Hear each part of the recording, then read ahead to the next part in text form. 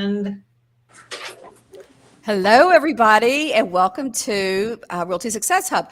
My name is Brooke Bryant. I'm a realtor in Charlotte, North Carolina. I've been in real estate for about 11 years now and work in Charlotte and the surrounding areas. And my passion is working with first-time home buyers. And as a matter of fact, I'm working on a book to help my first-time home buyer clients. So hopefully I'll have that ready in a few weeks. And I'm so excited today to be here. And joining us is my dear friend Angela Brown, clean fluencer and expert in all things clean. Angela, can you say hello to everybody? hi guys, I'm super excited to be on today's show because I have a lot of questions about buying a house. For those of you that are just joining us for the first time, I am in the cleaning space. I run a company called Savvy Cleaner. We're a company for training house cleaners and maids. We're now in 31 countries and 191 languages. So our company is growing really fast. And when it comes to the real estate market, we do a lot of move in, move out cleaning. So I'm just absolutely delighted and overjoyed to be with you guys today because if you have any cleaning questions, I hope I have an answer. And if I don't have the answer, I know where to go to get it. All right, back to you, Brooke. So great to have you here, Angela. I'm so excited to hear your questions. And we're going to be talking about if you're thinking about selling your house, what concerns you have. So excited about that. And helping us answer those questions are Aaron and Regina. Hi, guys. Good afternoon. Can you guys tell us a little something about yourselves? I'm Regina Brown. I'm a realtor here in San Antonio. I have lived here for 7 years. I absolutely love people. I love helping people buy and sell real estate. So if you ever have any real estate needs, you're welcome to reach out. And I am a seller specialist here in San Antonio, 14 years in the business, and this is my wonderful business partner. So we're excited about today, and we've had a lot of fun questions come in from clients. At the top of the day, I got to interrupt real quick. Aaron, today is your birthday, so happy birthday from all of us to you. This is exciting. We're having a special day today. We're celebrating you from across the country. I appreciate that. We're excited about it too. Thanks for choosing to be with us. Yes, thank you. Thank you. So yeah, today we're going to talk about what factors you might consider if you're thinking about putting your home on the market. We've seen lots of changes in the real estate market. And Angela, I know you're thinking about, or your husband is thinking about possibly selling your home. So what questions do you have? Well, let me start out by saying we weren't thinking about selling our home. I'm living in my dream house and I didn't want to sell it at all. And then last year we had several people that came up and they knocked on our door and they were like, hey, can I buy your house? And I'm like, no, it's not for sale. And then my husband is like, well, wait a second. How much did you want to pay? And then I don't know how, maybe he got online or I don't know, he fell into this vacuum of, realtors sending us notes saying, how much is your house worth? And he would click on the links. I'm like, don't click because then they're going to send you stuff forever. So then they started sending stuff. And then she's like, wow, our home is worth a whole lot of money. And I'm like, well, but if we bought another house somewhere, we're going to have to pay a whole lot of money. So let's just stay where we are. And now he's got this weird little thing like, well, if I sell the house right now, I'm going to get a lot of money and I can buy a littler house.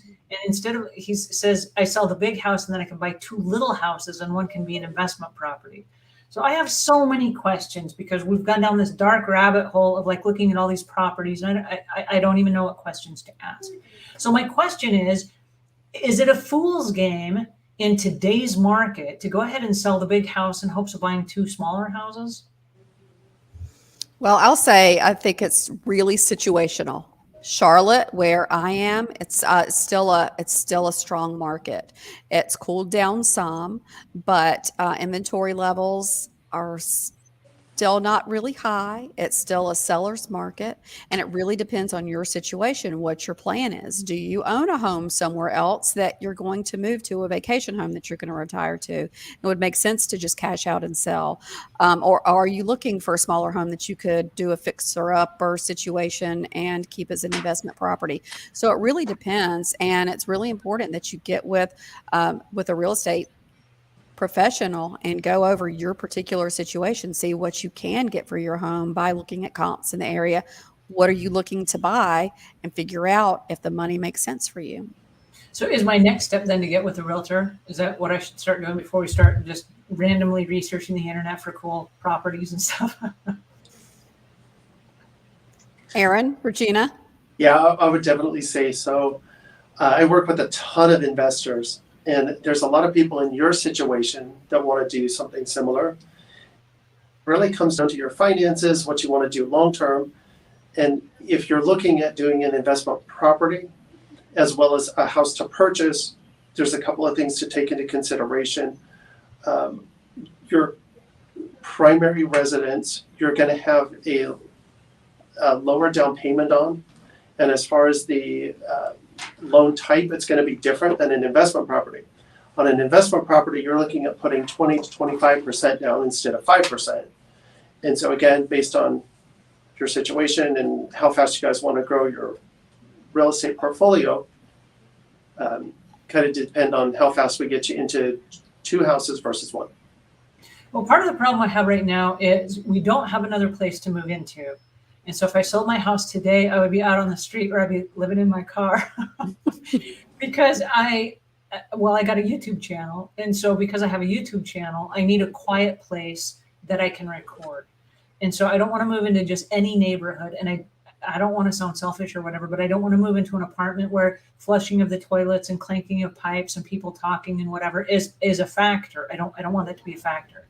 And so if I were to live in the same area that I live in right now, I would need a different property. But how do you get a smaller, cheaper house? And I'm just going to throw this out there, but let's say that I have $1 million tastes on a pauper's budget. If I'm trying to downsize and get 2 houses for the price of 1, I'm going to have to skimp on some of the fancy stuff that I enjoy right now. And so what next? What do I do with that? Well, I think there's solutions for every problem. I've seen lots of clients sell their house and then go into rental properties while they try and figure out that situation.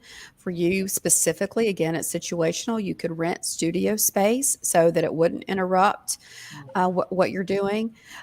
If you're moving to a different area, that's going to factor into it too. Are you selling in a market that's a seller's market and then moving somewhere in the country or a different part of the state that's more beneficial for buyers?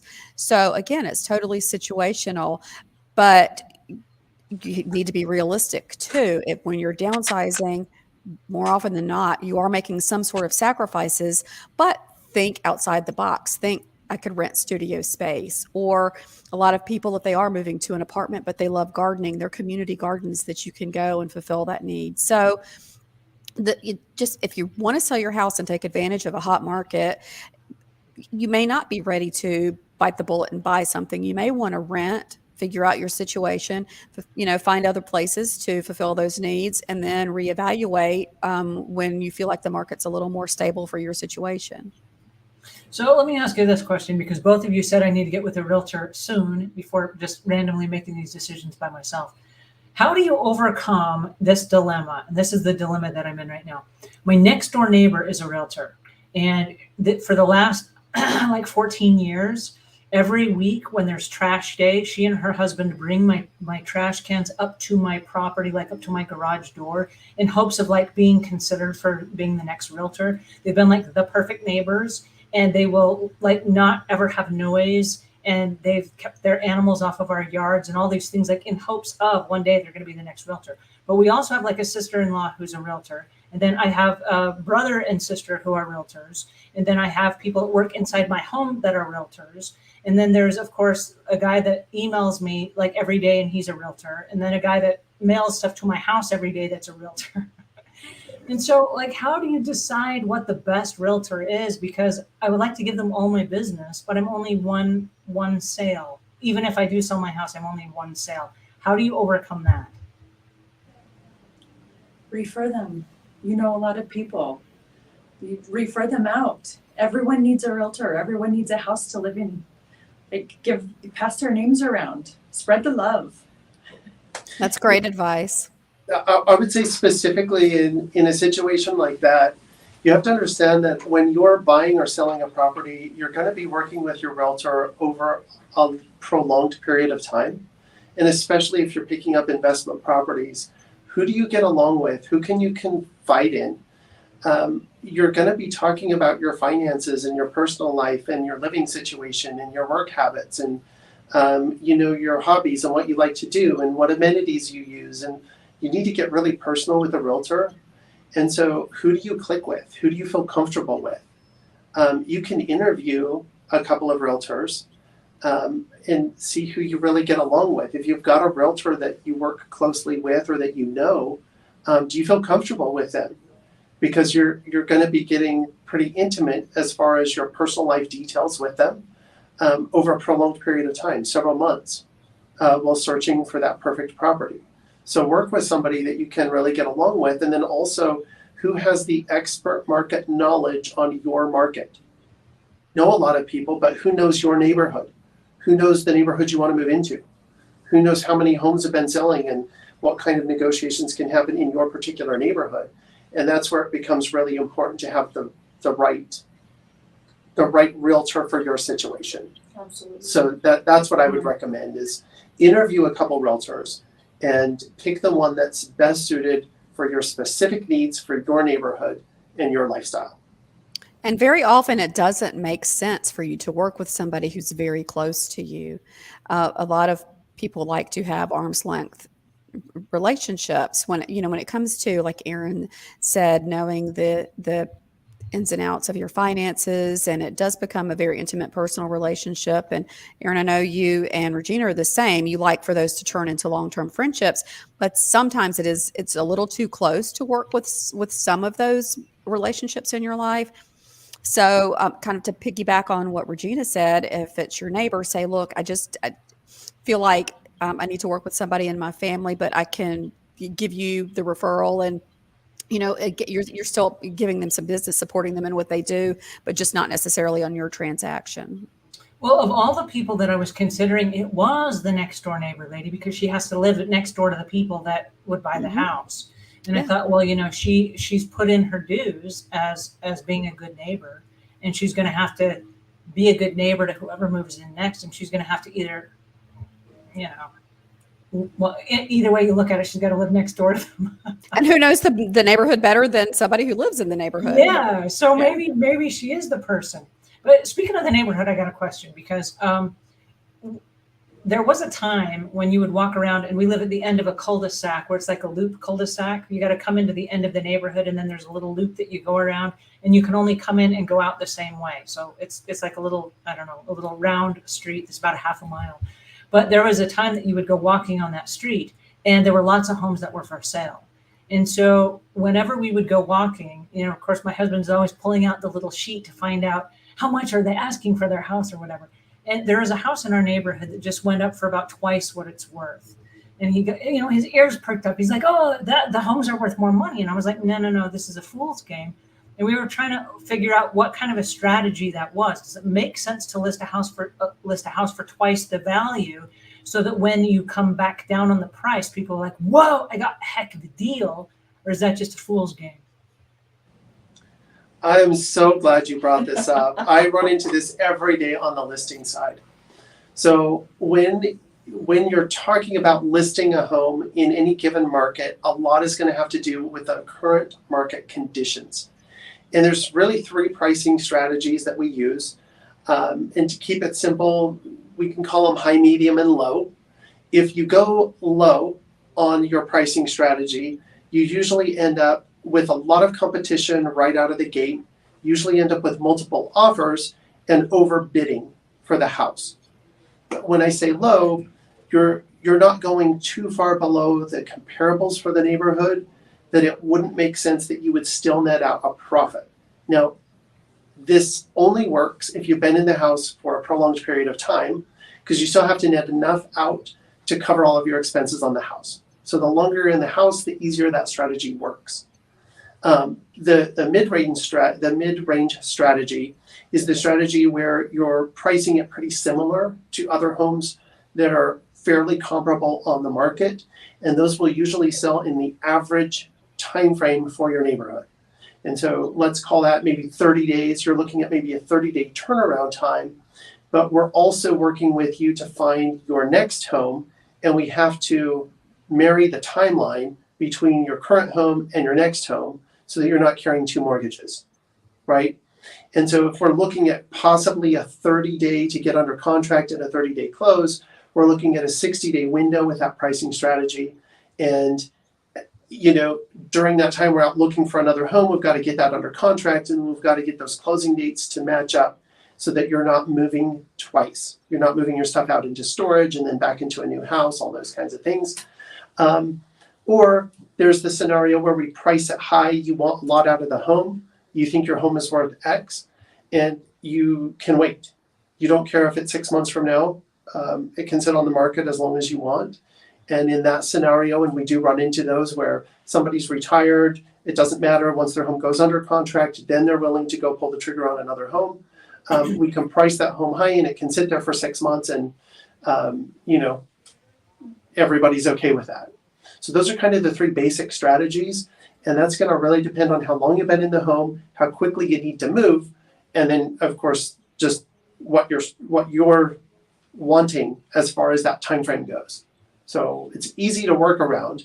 And then is it in a buyer's or seller's market also depends on the pricing. And we can get way into pricing as far as what Zestimates are versus what our comparables are and how comparables are done. But trying to guess your home's value as an owner is definitely a fool's game. There'll be no way you can price it. And based on Joe's house down the street, again, it's comparing apples to oranges. Even if his home is in a similar neighborhood, is it the same square footage, same bedroom size, same amenities and upgrades? Was the house built in the same year, or was it years apart? There's a lot that plays into that. And so a lot of us hear, oh, our neighbor sold our house, they sold it for way over budget, they sold it really quickly, and maybe we could sell ours for just as much. And that's where we are. He's got this weird shiny object syndrome, like, Yeah. we can sell the house. And I'm like, please, I don't want to move. I like the house I'm in. Yeah.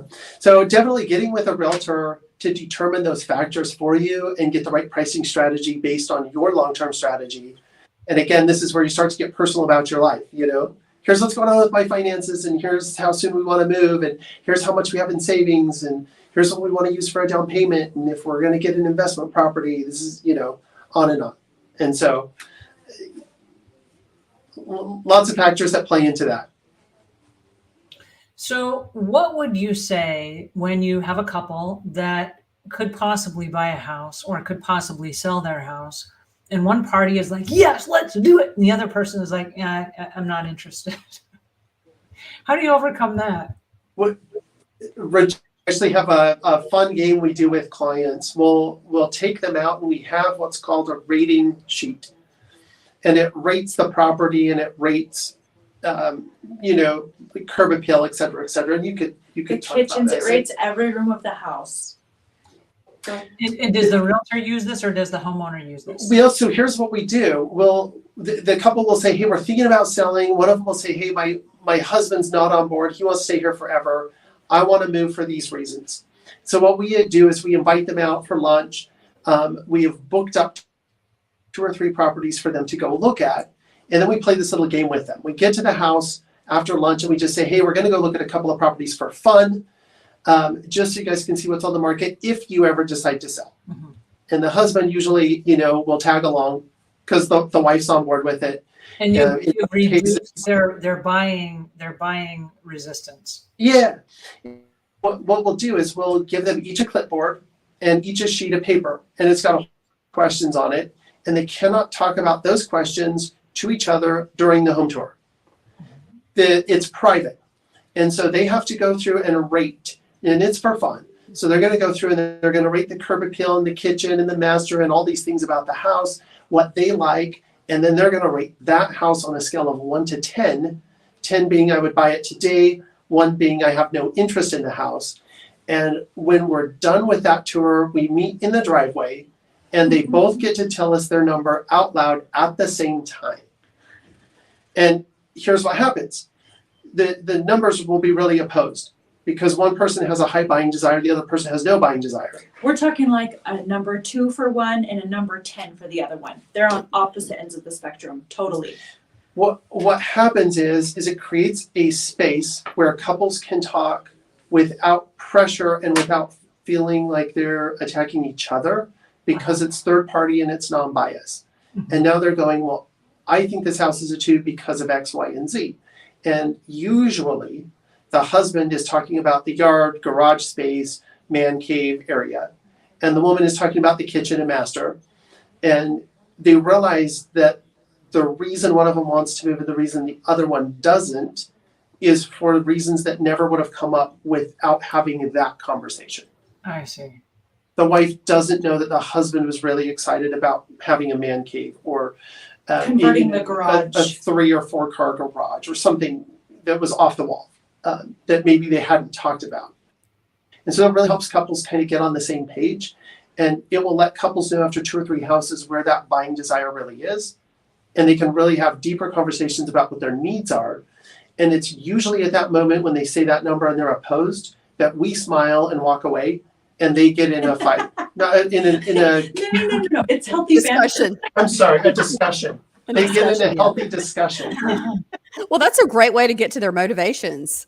It is. And what's interesting is by the next tour, by house 4 or 5, it's astonishing how close their numbers get.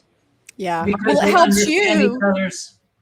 Well, it does. It helps us as the realtors as we're searching for their properties and their homes. We're taking both of their highest priorities and we're only showing them homes that tick both of their boxes. And so if having an outside kitchen or a grill pit or whatever it is super important, or the woman, she must have a big jacuzzi tub. I mean, everyone has their things that are most important. It hones it in for us, so they're only seeing the homes that are important to them. So And it it's can also, huge. I'm sorry, I didn't mean to step over you, but it can point out there's something that they think that they can't live without. And then when they actually go out there and start looking at the homes, they realize, yeah, that's not as important to me as this feature is. Absolutely.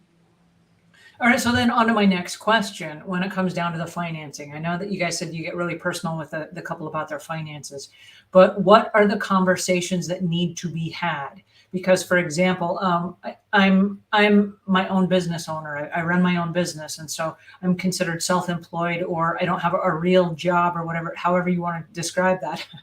What needs to happen in order for me to qualify for a loan so that I'm considered to get the best rates or whatever for buying a home? And let's say that my husband has a real job and I have a self-employed job. I could talk about this all day. Do either of you girls want to jump in? Because I get really excited about the financing bit. Go ahead, Erin. Go for it. Take it Teach away. us. Teach us. So a couple of things to consider right off the bat when it comes to financing your property. Really easy rule of thumb is whatever your annual income is, no lender is going to lend you or let you pay more per month than 1/3 of your income roughly. Mhm. So just as a quick rule of thumb, you're making $300,000 a year, not more than, that percentage can go towards your house payment, okay? So that would be That's- $100,000 could go towards my house payment? And is that Correct. amortized over a 30-year loan, or is that $100,000 per year can go toward my house? No, so that's gonna, yes. So 1/3 of your income, and so if you break it down into your monthly, 1/3 of your monthly income cannot exceed your house payment. So that's a really easy rule of thumb when you're, and so that gives you kind of an idea of the price range of homes you could be looking at. Now, people always get scared about talking to a lender because they say, oh, I don't want my credit to go down, and I don't want to feel the pressure, but I just want to go look, and then when I'm ready, I'll pull the trigger on it. Mm-hmm. Couple of things. If you're self-employed, the documents that are needed for a lender to work with you are going to be more intense and are going to need more documentation, and it's going to take longer to gather those documents.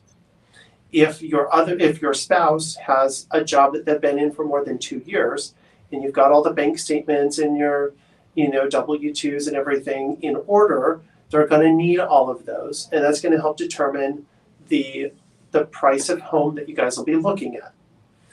Once your credit is pulled with a lender and you're shopping for a mortgage, you've got roughly 90 to 120 days to go ahead and pull that credit with as many zeros as you want based on your home without it damaging your credit.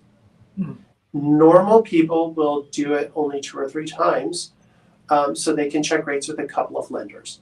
Now, when it comes to lending, this is where working with a bank versus working with a local lender that specializes in lending becomes really, really important.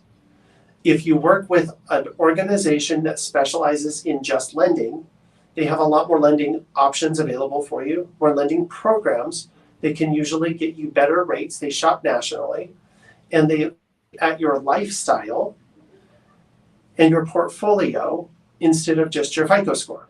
If you go through a regular bank, the bank has a lending arm. Someone is assigned to your file. They'll pull your FICO score and they'll run it through an automated program, and it'll say you qualify for X.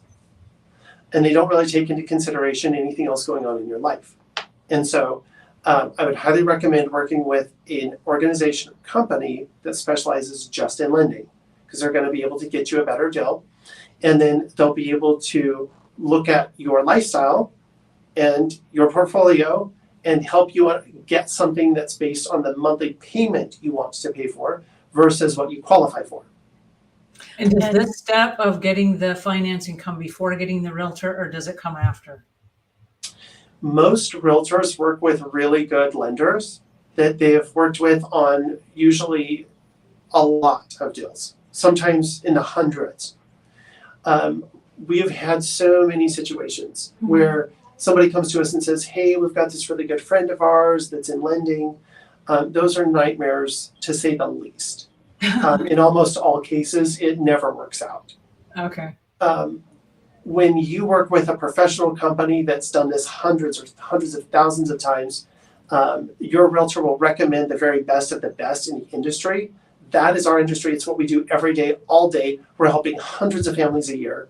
And so we know the very best lenders nationwide. We just do, because that's our business.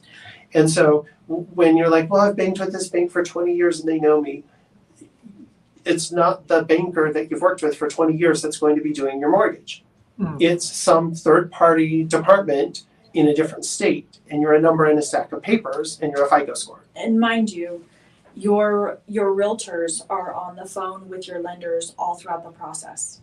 And so when you use like a bank, for instance, your realtors will sit on hold 45 minutes, hour and a half, and then get hung up on. I mean, there's no one to talk to. And we need to have really open communication with a local lender. And so your local lenders know you personally. They will answer the phone on weekends, on the evenings, at nights, on holidays. Text messages. Which is when we win offers. So you're in a multiple offer situation, you need to be able to call your lender. And we do that often with clients. They say, how do we know which lender to use? I said, it's Saturday. Call them. See who picks up the phone. That's who you want to work with. I'll also tell you, when it comes to working with a good lender, even when it comes to putting an offer in, a good lender will call the listing agent and say, hey, I wanted to tell you a little bit about my client, still with confidentiality, of course, but just this person is solid. I've worked with them. I've already gone over their paperwork. Most local lenders are willing to put you through underwriting up front, where a bank won't even touch your underwriting until after option period. That could be the difference of winning or losing a deal, especially in a competitive market. So lots and lots of advantages. But getting with a lender up front lets you know your buying power. It gives you time to purchase. You know what price range you're purchasing in. And it gives your realtor the tools and abilities to go out and win an offer for you when you come across that home that you absolutely fall in love with and say, oh my goodness, I would love this one. To start from scratch there, most of the time you will lose that offer if you're just approaching a lender at that point. You're already way too far behind the 8 ball to make that offer work out. Does it make sense? It does. And I'm curious about the current market situations. You mentioned if it was your own property, you could spend as little as 5% as a down payment. and if it was an investment property, as high as 25%.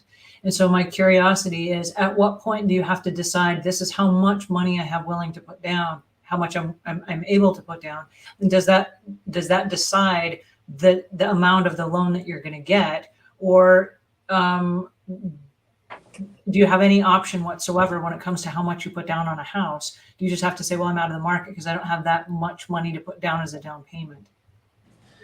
Yeah, it's why we love to work with you on your finances and work with the lender on your finances to figure out what's best for you.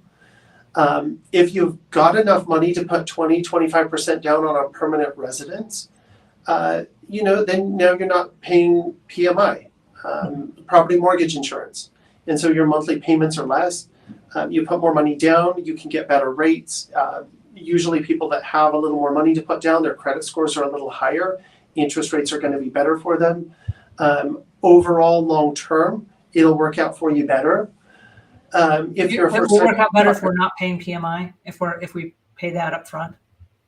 Well, again, it's less monthly, and so if you've got the money to do that, most people, unless it's their second or third home, are not going to be in that position.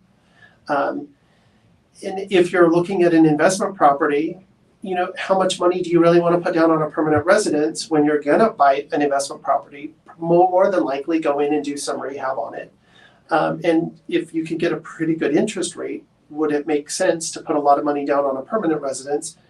And technically you could put 5% down or 3.5%, and then sink the rest of that money into another property, an investment. And so that comes to my next question, because every day when I get ready for work, I'm listening to these podcasts on like how to, your investment portfolio via real estate and whatever. And then I don't know why, but my husband, who's also getting dressed at the same time in the same master bathroom or primary bathroom, is getting all excited, and they'll ask me like 100 questions. I'm like, well, I don't know. I don't have the answer to that, but that's a great question. And so the question then is, do you pay off, let's say that you had the money, does it make sense to pay off your current mortgage? Or does it make sense to invest the equity in your home or the money that you have invested in smaller properties, hoping to turn those properties or hoping to leverage those properties, as opposed to just slicking out of everything and not having any expenses and then going slow and going at a steady, solid, conservative pace? Or do you take these high risks that if the market blows up, then you lose everything and it all goes to heck in a handbasket? And what a lucky gamble that wasn't. Well, again, it's situational, and you just have to weigh it out. It depends on your interest rate. A couple of years ago, money was really cheap. So for a lot of people, it didn't make sense to take a lot of their money and put it as a down payment or pay cash for a house, or have a lot of equity in a house when they could grow that money somewhere else, either through investment properties or other investments. But speaking of risks, real estate is not a high risk investment. You're going to see, when you're going to hold on to these properties, you're going to see growth. You're going to have opportunity to take advantage of markets that you have a little more control over how you use that property than you do if it's just an investment through the stock market or something. You're a little more hands-on with it. So it's very sound. Growing your wealth through real estate is a very sound practice, but you would need to speak with your financial advisor, your accountant, to see what your personal situation is. Is your money going to serve you better growing in an investment property or paying off your house that you have a very low interest rate on? So it's really not costing you a lot of money. But real estate is a great way to grow your wealth. It's interesting because when you talk to the wealthy and you say, what advice would you give to a small independent business owner that's starting out? The first thing that they usually say is, I wish I'd gotten involved in real estate sooner. That's the very first thing that they say. And so it does seem like a good long-term strategy. I'm curious, let's say that was the case, and we're going to go from one big property to two smaller properties. Where would you start looking for places? Because like right now, I don't want to say it's like the ping pong effect, but like my husband will jump online and he'll jump into an area and go, wow, the real estate looks really good right here. Oh, but it doesn't look good over here. And he's like making all these wild guesses. Like how do you decide what is good and what is not good, and where do you start? Do you go like realtor.com or Redfin or Porch, or like where do you go to find the best information for somebody that knows nothing about investing in real estate? Talk to somebody who does. Talk to a realtor. Find a realtor who has, like Aaron said, they've done lots of. They worked with lots and lots of investors. I've worked with investors. Talk to a realtor who does that, and come up with your. Do you want to have 3 homes in your portfolio? Do you want to own rental properties or short-term rentals, Airbnb? Do you want to go to the coast? For some people, that makes sense for them.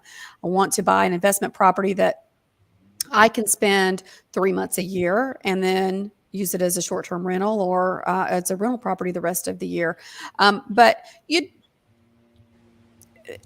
I've worked with a lot of investors, and we try and focus on Charlotte's a big city with lots of little bedroom communities around, and those are great places to look.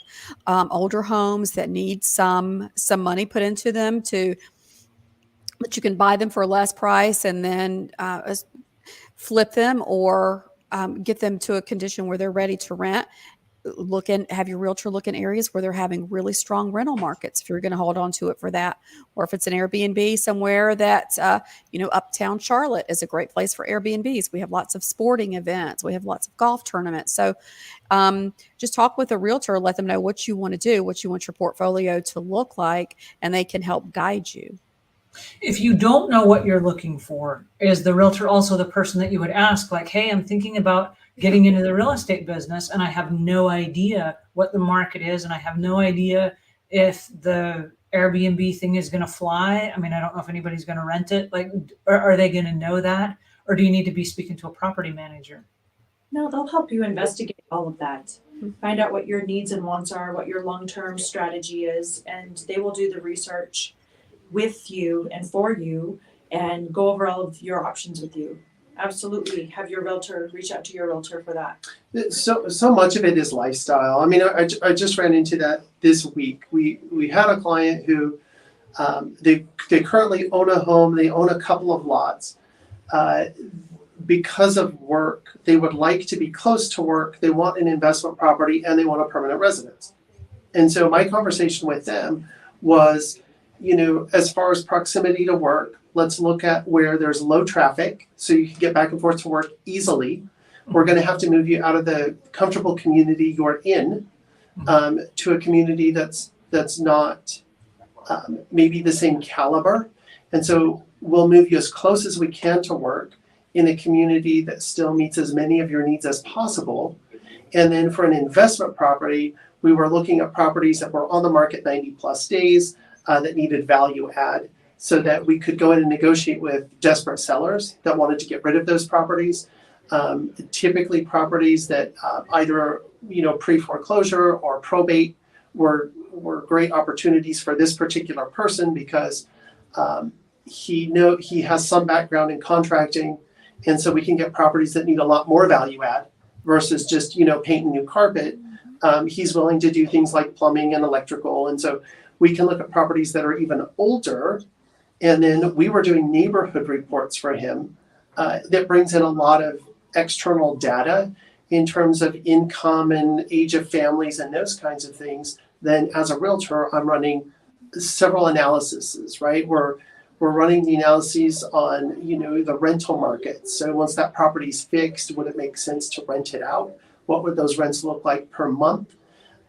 Is short-term rental allowed in that particular neighborhood? Could you do an Airbnb? If so, what would those prices be? What are your break-even points? How many days a month do you need to rent it before it breaks even?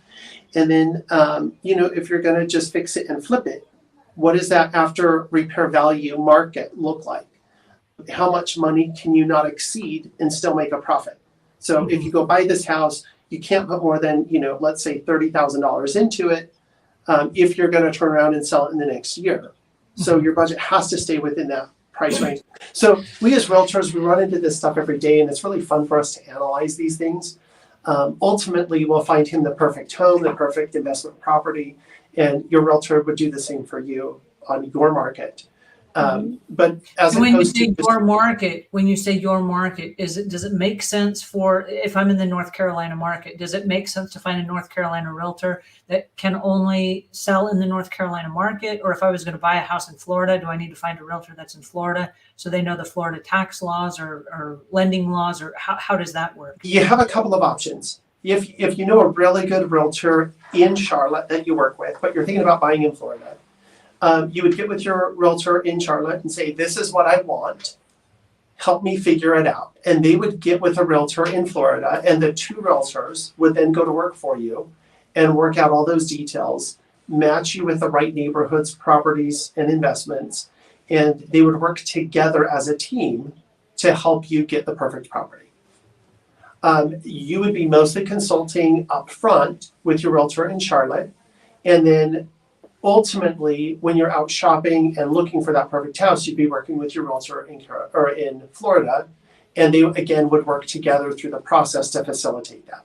You could just go straight to Florida, but then again, you're going to have to work around their schedule, the time difference, and conveying to that person over and over what you want, or being willing to sit down and have a conversation long enough they understand your wants, needs, and desires.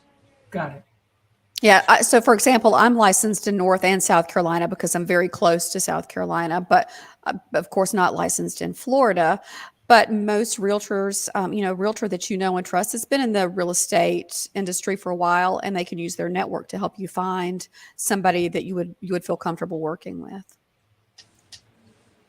So we do a lot of referrals to different locations so that we get our clients with market experts in different states.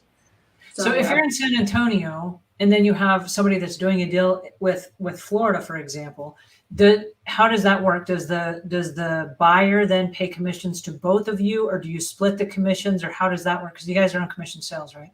Love you brought that up. Buyers never pay a commission. Never that I'm aware of do buyers pay a commission in real estate. No. So why don't we all buy homes then? I thought that we had to pay like so much percentage of the purchase price. The seller pays the commissions. The seller pays all of it. Mm-hmm. The seller pays all of the commissions, and that is negotiated upfront when a listing agreement comes together on what those commissions will be set to. Okay. And for each market, it varies just a little bit.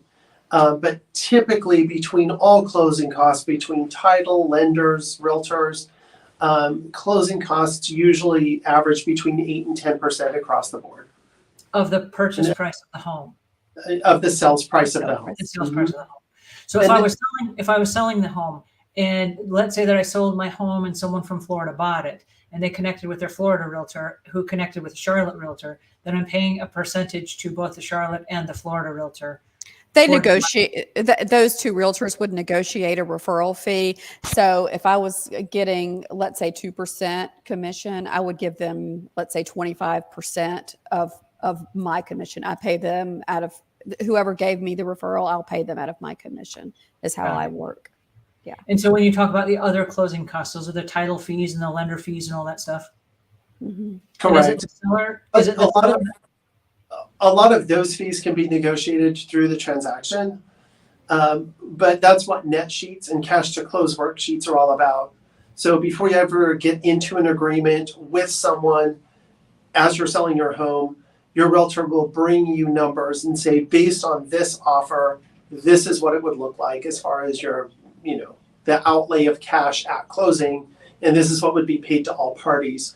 And it would be broken down in a really simple format for you to digest. And Brooke, you were telling me about something like this. Was that the seller estimated net sheet? Is that what you're talking about? Yeah, that's the seller estimated net sheet. And so you've got columns at the top that will let your client know, okay, if we sell the home at this price and we'll go through these list of costs, this is what you're going to net. If we sell at this price, go through the list of costs, this is what you're going to net.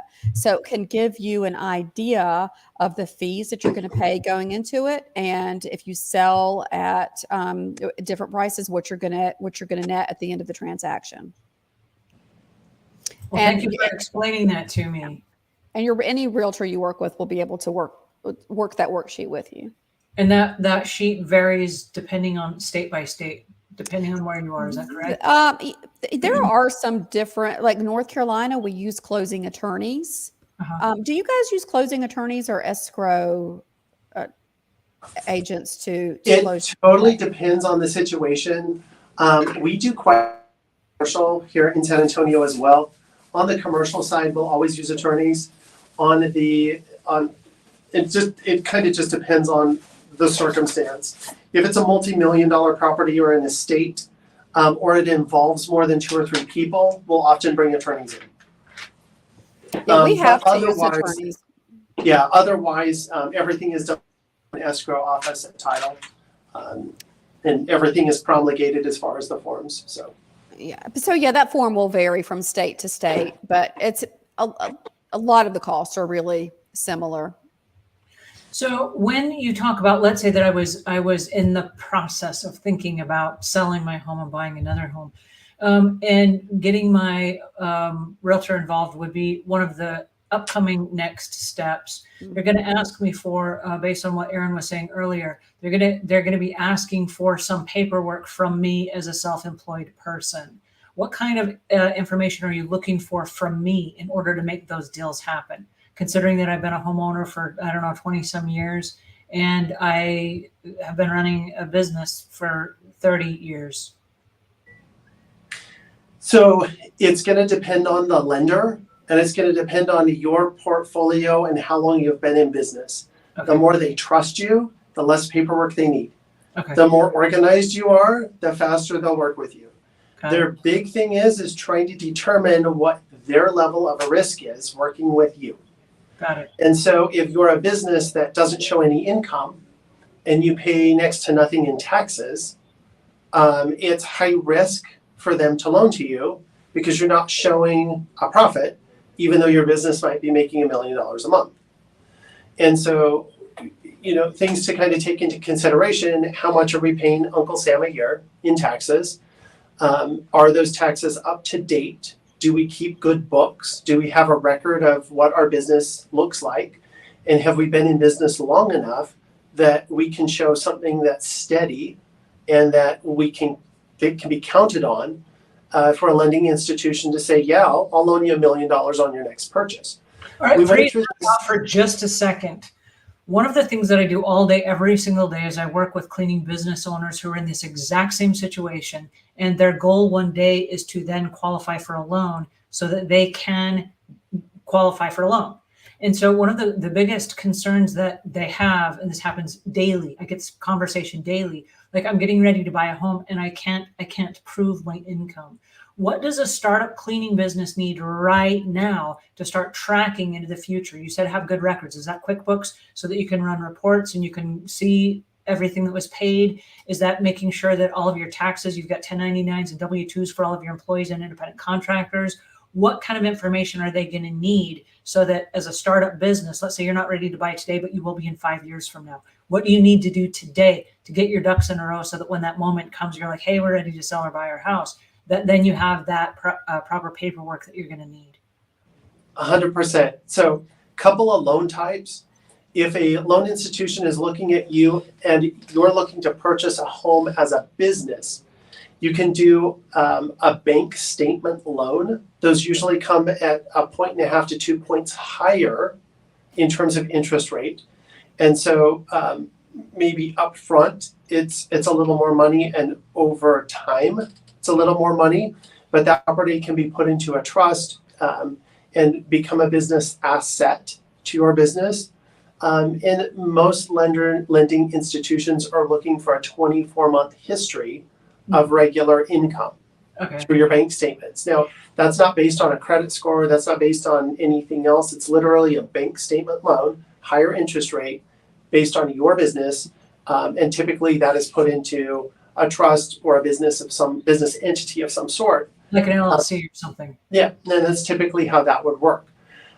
What a lot of people do that are showing more income into the business versus personal, and they may not have the personal funds to show to purchase a home, they'll do that loan type, the bank statement loan type, at a higher interest rate, with the ability to refinance it later and maybe take it out of the trust, put it into their own name once they're showing higher income on a yearly basis to themselves after they've been running their business for a couple of years. And again, what the lender is going to be looking for is, have you had the same job for at least 24 months? Do you have a steady income? And based on that steady income, your home payment can't exceed 1/3 of that, broken down yearly or monthly, either Got one. So it's kind of a quick rule of thumb on that. If you're talking to businesses and they're wanting to get into a home, typically 24 months is what most of them are going to look for. I see. Now, Awesome. if Okay. you have other assets, and your business has other assets, then that could be shortened. Maybe you own other assets that would equal or balance that out. A local lender, a lender that specializes just in lending, would be willing to consider that, where a bank more than likely wouldn't. And you're talking about other assets to use as collateral? Well, what the bank is looking at is, if I give you a loan, or a local lender says, I give you a loan of X amount, and you default on that loan, how do I collect? Mm. Is there equity in the property? Could we turn around and sell it and get at least that out of it? If you're buying at or above market value, we probably couldn't. And so what other assets do you have to offset that, so that if you default, we have some recourse? Some protection. So would lenders consider things like, if you'd inherited a property from your parents when they passed away, or if you had cars or vehicles that were paid off, or you had a boat or an RV or something like that was paid for, would that be considered? Or because those are depreciating values, except for the home, those other depreciating values, would they consider that? Or that that's They would, but again, then that's where it gets into, on these business type loans, where you get into a lot more technical details, where lenders are having to acquire a lot more information. What is the condition of that vehicle? How long is it? What is the actual depreciated value of it? What could we sell it for, et cetera, et cetera. And so thus a lot more paperwork comes into play, when you're dealing with your own business versus just, hey, give me your W-2 returns. Now everything's 1099, and what do your taxes look like? And, little more to play with. But I'll tell you, it has been my experience that any good lending institution out there gets really, really excited when these things come up. It's like a puzzle they get to figure out. And they'll work with you and figure out all those details, but give them time. Don't expect to go out and look at a house this weekend and put an offer in if you're running your own business. It's just not going to happen. It's why we like to get people with a lender up front. And Regina deals with this a lot more than I do. I specialize mostly on the sell side, and she specializes in the buy side.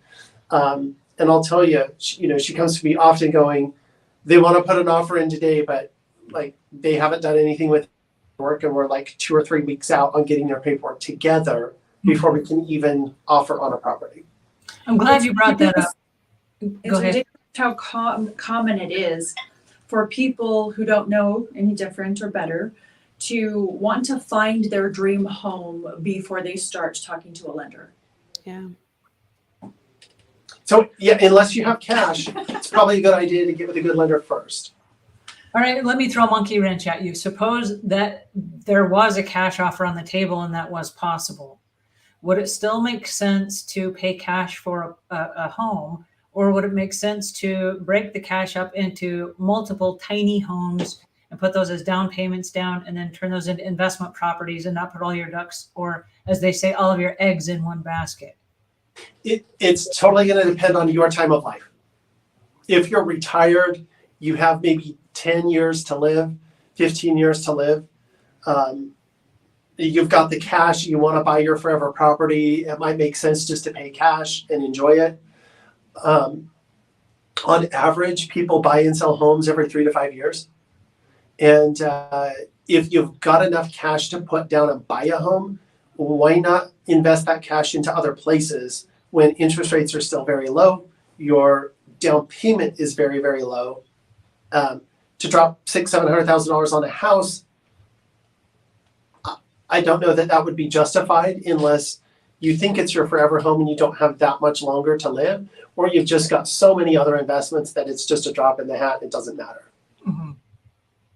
Great. But I think you do have a good point with putting all your eggs in one basket. If you're getting into the real estate investment game, you may determine that you really like the Airbnb market and you don't like the rental market. You don't want to deal with these property manager companies. Kind of, if you want to spread out, if you want to diversify your investments across the board a little bit, that might make sense for you to do rather than commit to one property right off the bat. So again, I would advise you to talk with your real estate agent and talk with your financial advisor and come up with a strategy and what your long-term goals are. Do you want to have a diverse portfolio, or do you just want one just to have some income coming in? You don't want to have to hire a management company to, you want to do it yourself. It's really going to depend on what you want your investment portfolio to look like. So your realtor and your financial advisor should be able to help you come up with a strategy that's going to make sense and have you enjoy it. Yeah, it's an investment, but it's also, it's something that you're going to be involved in every day. So make it something that you enjoy doing. Well, and that leads me to my next question, which this is just a trick question. High alert, everyone! Trick question coming. So there was no interest in selling the property at all, or buying another property, or having any portfolio of real estate or whatever, until people started knocking on the door, going, "Do you want to sell the house?" And then, I don't know, do we? And then you start looking at it going, well, we could possibly get out more than we originally paid for it. Maybe now is a good time. And then it's like that domino effect. You hit one domino and all of a sudden all the dominoes are falling, and they're falling pretty fast. What if you don't know what you want? What is the next step there? Look at your options. It's good to have options. Yeah. Yeah. What are the options? How do you know? How do you know?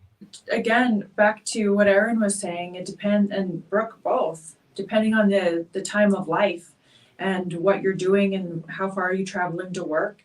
Talk to your realtor and come up with a handful of, 4, 5, 6 different options and see what works best for you. And after you're done investigating, you might find out that where you're at is the perfect spot for you right now, and stay there for another 3 to 5 years. I mean, real life scenario. I mean, this just happened, and I brought it up. I just had a conversation with this gentleman, and he's got 2 vacant lots that he could build on. He wants to maybe do an investment property. He's got a home that's paid off that they're living in, but is too small for them. And they're in the same situation. What do we do? Do we build? Do we buy? Do we renovate? And so as his realtor, I'm running all of those scenarios. And I'm providing him with data on each scenario. In the scenario you build, based on your lot in the neighborhood, this is the type and style of house you should build. This is how much you should spend on it. This is what you could resell it for. This is how long it would take to build. Based on a pre-owned market, this is what that looks like. This would be your investment. This is how much you should not spend versus how much you should spend. This is the types of upgrades. This is how much you could rent it for, both short-term, long-term, sell it for, all of those scenarios. And then we can bring all those back to the drawing board and say, hey, here's 5 different scenarios based on your situation and your lifestyle. What makes most sense for you guys? What would make you guys excited as a couple? What do you see yourselves doing, knowing that this one will take 10 months to build and another, couple months to have a renter and all those kinds of things versus, we could be in a property in 3 weeks that you guys could be renovating, Yeah. And I would just say, don't close a door that you can't open later. So like you were saying about putting all your eggs in one basket, if you're looking at investing, diversify. So you can get out of one property, to say, we downsized, but I just don't like it. I really want to get back into a bigger house. We'll be able to sell one of your properties to help you get into a bigger property, but you still have, this other rental property that has income coming in. Just don't shut any doors, maybe dip your toe in lightly to see if it is something that you like, and don't give up your whole entire life to try that investment strategy. Those were some really great answers to my ping pong questions. Thank you so much, because at the bathroom sink, I just run. I have answers. I just sit there and I'm like, you know what? You're asking me questions that I really admire, and that's about where the buck stops because I do not have the answers to those questions. So thank you for helping me with that. I will say this, real estate can be really fun and engaging. It doesn't have to be overwhelming. And if you work with a good agent, they'll get you pointed in the right direction, and they're never going to give you more information than you can handle, hopefully. Most of us realtors that are really good at what we do usually only share about 10-15% of what we know, and we take care of everything else on the back end. So we're not here to overwhelm you. We're here to simplify things, make it super easy and simple, take the stress out of it for you, and fill you in on the details that you need to know so that we can help you get the right, opportunity for you, whatever that looks like. Yeah. And if you have questions, ask. Always ask your questions. For sure. Yeah, So knowledge is Never power. a dumb question in real estate, is Yeah, there? knowledge is good. Knowledge is good. Well, thank you so much for your time today. I really appreciate you guys answering my questions.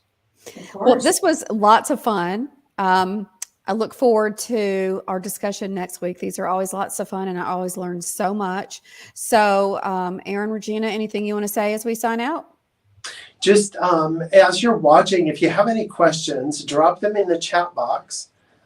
We do this once a week for you guys, the listeners, and we love to answer questions and fill you in on real estate. It is our passion. We love to do it. We do it all the time. Again, we're here to answer the questions that you guys have. So Thank you so much. Yeah. Thanks, Thanks, everybody. And we'll see everybody next week. Same time, same place. Be safe, you guys. Thanks, you guys.